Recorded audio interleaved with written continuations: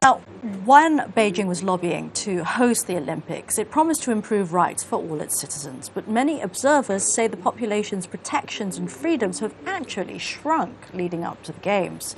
And lawyers fighting for clients' rights still find themselves the subjects of intimidation and surveillance, as David Hawkins reports. It's their last day of freedom. 3 Chinese human rights lawyers met with us in a Beijing park the day before each expected to be placed under house arrest or constant government surveillance. Li Xiangming says the police warned him to get out of town during the Olympic Games.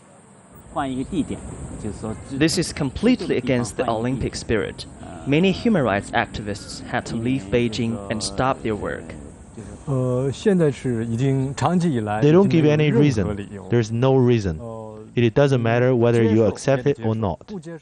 They say despite China's promises to respect human rights and freedom of speech, the situation has become worse as the Games draw near. They told me I should find a new place to live during the Olympics to stay out of trouble. Zhang represents AIDS activist Hu Jia, who was convicted last year for, quote, inciting subversion of state power.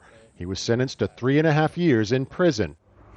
Li Fangping defended Chen Guangqing, a blind lawyer imprisoned for 4 years after exposing a forced abortion scandal that embarrassed the government.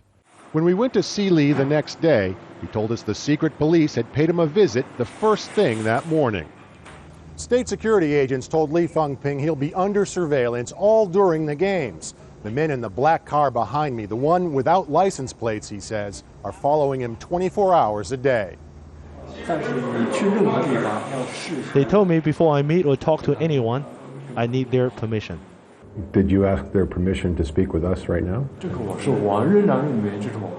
No, I still think it's my right as a Chinese citizen to talk with you. If I ask them, they wouldn't allow it. I still don't think I'm doing anything wrong. While we talked in a hotel coffee shop, a man in a blue shirt kept checking in on us. That's the guy that and later asked a waiter what we discussed. They know what they're doing is completely wrong and illegal. But if I refuse to cooperate, maybe there's a confrontation, maybe physical violence. I asked him why he thought the agents didn't break up our interview. They're relaxed now, because the Olympics haven't started yet.